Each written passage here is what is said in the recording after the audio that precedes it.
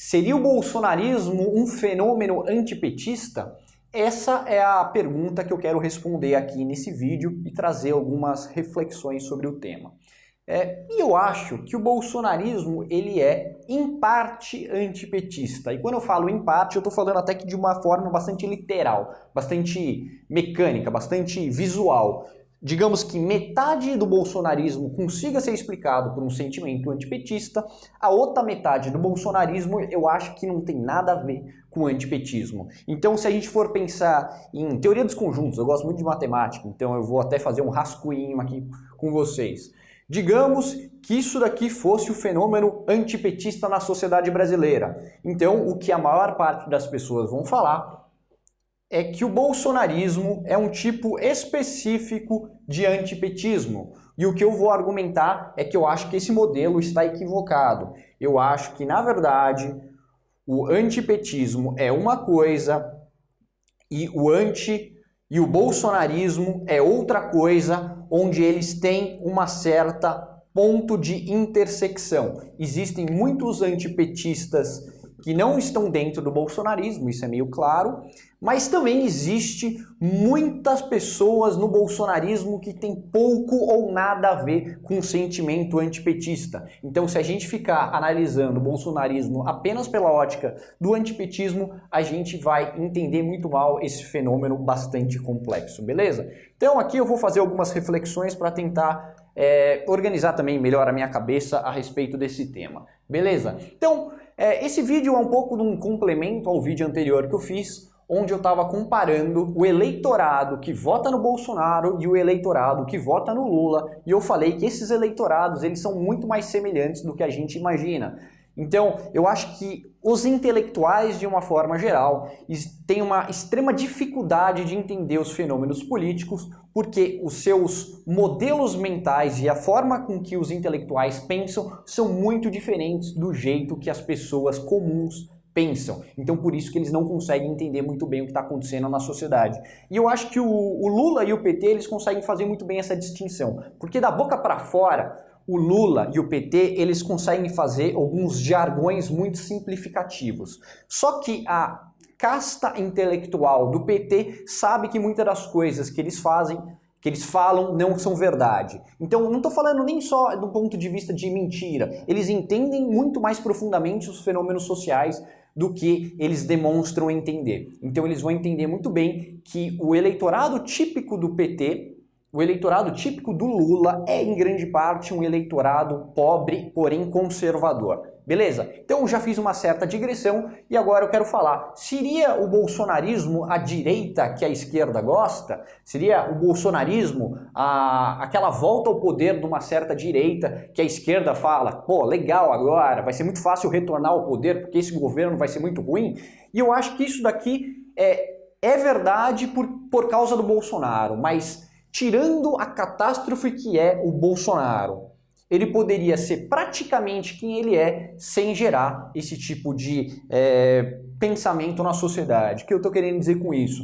É que o bolsonarismo ele consegue ser muito mais amplo do que os movimentos políticos que a gente tipicamente associa à direita, como, por exemplo, o Partido Novo e, em grande parte, o PSDB, e em grande parte o governo Temer, mas isso daqui eu vou falar um pouquinho depois, beleza? Então eu acho que o bolsonarismo ele consegue cativar uma parte do eleitorado que a direita não consegue cativar tipicamente. A mesma coisa eu vejo no Lula. O Lula ele vai conseguir muito mais voto de pessoas mais à direita do que outros candidatos da esquerda brasileira. Tanto é que eu acho que o Lula é um cara muito maior que o PT. Eu votaria no Lula muito antes de votar em qualquer outro candidato do PT, porque esse cara, como eu falei no vídeo anterior, ele é um cara tipicamente de acomodação de classes. Ele não é um cara que defende apenas uma classe, pelo menos do ponto de vista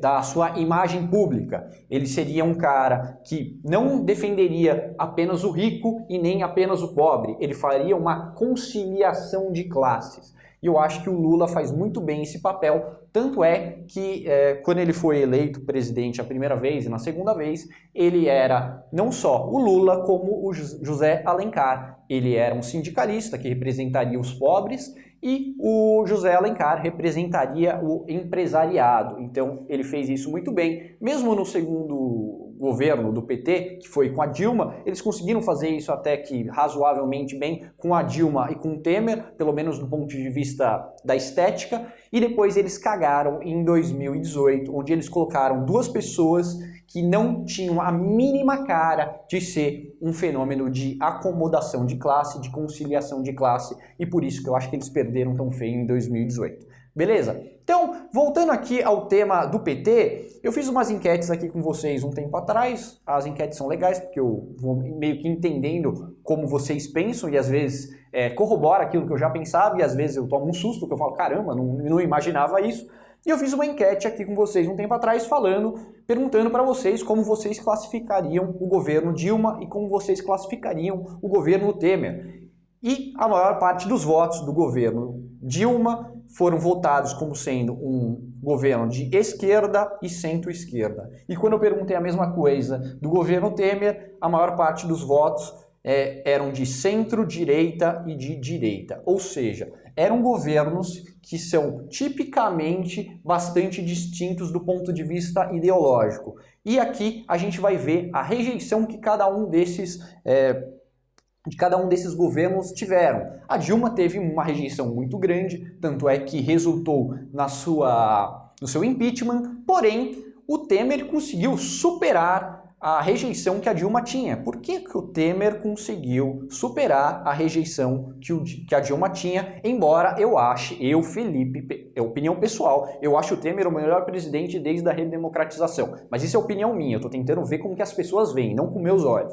Então, o Temer, ele conseguiu uma parte muito baixa de aprovação, eu vou argumentar porque ele tinha apenas um certo apoio do que eu poderia considerar como sendo o apoio de uma certa elite global, pessoal da Rede Globo, digamos assim.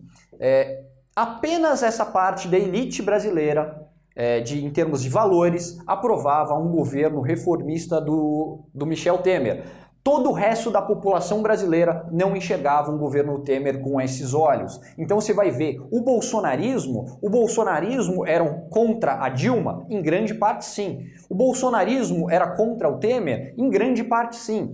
Talvez existisse mais pessoas do bolsonarismo sendo contra o Temer do que propriamente a Dilma. Olha que coisa meio bizarra. Então quando o Bolsonaro foi candidato em 2018, ele não foi um candidato sectário, ele não foi um candidato de nicho, coisas que esses outros partidos comumente são. Ele conseguiu fazer uma frente amplíssima e ele não foi contra apenas o PT. Digamos que isso aqui seja o PT, na visão popular. O Bolsonaro não foi apenas contra o PT, ele foi contra uma coisa muito ampla, que é contra o sistema. Então seria como se a acomodação de classe tivesse chegado no seu limite máximo. Então não bastava mais você colocar uma pessoa para acomodar interesses conflitantes. Seria necessário alguém que destruísse todo o sistema. E isso é uma coisa que tinha muito forte no bolsonarismo e também em grande parte uma parte da força que boa parte das pessoas que votam no Lula também tem. Então existe esse certo místico por trás de que o Lula e o Bolsonaro eles têm uma certa interesse genuíno do povo, coisa que as elites não têm, beleza? Então, quando você vai ver a retórica do PT, a retórica do PT vai tipicamente falar o quê? Colocar a culpa em quem? Vai ter que colocar a culpa em alguém pelo fracasso do governo. Vai colocar contra a elite golpista. Isso aqui é o que a Dilma e o PT vão falar como bode expiatório. E o Temer? O Bolsonaro. O Bolsonaro vai fazer um negócio ainda mais amplo, porque ele não vai falar que é só a elite global. Ele vai falar que é o establishment. O establishment é um negócio muito maior do que apenas uma certa elite global, uma elite dirigente do PT. O bolsonarismo foi uma frente muito mais ampla do que as pessoas imaginam, beleza? Então, eu acho que tem algumas coisas que a gente pode tirar daqui. Primeiro, que alguns candidatos de nicho, como os candidatos do Novo, os candidatos do PSDB e, em parte, também o eleitorado do Ciro Gomes, ainda são candidaturas muito de nicho, ou seja, apenas um certo perfil da geografia, perfil demográfico é agradado por esse tipo de discurso, que eu digamos que seja algo em torno de 5%, 10%. A maior parte da população brasileira não pensa tanto nos termos em que o pessoal do Novo pensa, em que o pessoal do PSDB pensa, em que o pessoal do Ciro Gomes pensa. Então, se você quer fazer uma comunicação eficiente, você precisa primeiro entender isso daí e depois tomar sua decisão de acordo com isso, beleza? Então, eu acho que se a gente pensar no bolsonarismo apenas como um fenômeno antipetista, a gente vai perder muitas coisas essenciais para entender o fenômeno do bolsonarismo e também como que a gente pode fazer uma candidatura de terceira via muito mais forte do que as que a gente tem atualmente. E também você vai conseguir entender um pouquinho porque os votos de pessoas que estavam votando no Bolsonaro vão migrar com muito mais força para o Lula muito antes de chegar num candidato limpinho, representado, o establishment, como por exemplo João Dória e o PSDB. Legal? E agora a última coisa que eu queria falar aqui nesse vídeo é uma coisa. Quando eu falei no vídeo anterior sobre acomodação de classes, que o Lula fazia isso de certa maneira, o próprio Bolsonaro também faz isso de uma forma meio torta, mas na opinião pública ele ainda faz de certa maneira isso, você vai ver que alguns segmentos das sociedades não engolem o discurso dessas pessoas, porque na visão das pessoas o PSDB não leva em conta a sociedade como um todo, leva em conta apenas uma parte da sociedade. E por mais que você não goste do Bolsonaro, você tem que entender que na cabeça das pessoas o Bolsonaro ele consegue ainda aglutinar bastante forças diferentes da sociedade brasileira e o Lula ainda melhor, beleza? Então se você for colocar um candidato único de terceira via, que seja um tucano, você não vai conseguir 10% dos votos, porque quem vai votar é aquele 10% de votos que pensa parecido com a elite global em termos de valores. 90% do eleitorado brasileiro não pensa dessa forma. E a primeira coisa que a gente tem que fazer é entender melhor esse fenômeno, beleza? Qualquer crítica, sugestão, comentário, por favor, comente aí embaixo. É isso aí, um abraço, tchau, tchau.